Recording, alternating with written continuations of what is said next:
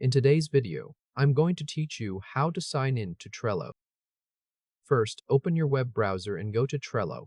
Once the homepage loads, look for the Login button, usually near the top right corner, and click it to open the sign-in page.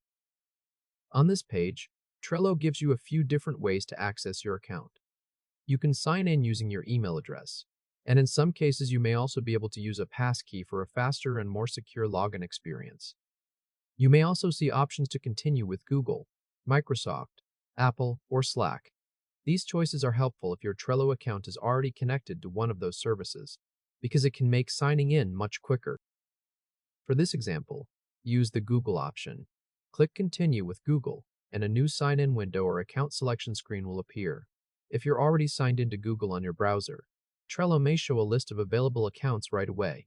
Simply choose the account you want to use for Trello. If your account does not appear immediately, you may need to sign into Google first by entering your email address and password on Google's secure login page. Make sure you choose the correct account, especially if you use multiple Google accounts for work and personal use, since selecting the wrong one can take you into a different Trello workspace or prompt you to create a new account. After you select the account, wait a few moments while Trello verifies your login and loads your workspace dashboard.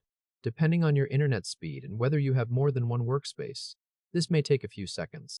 Once the dashboard appears, you're successfully signed in and ready to start viewing your boards, opening tasks, and managing your projects.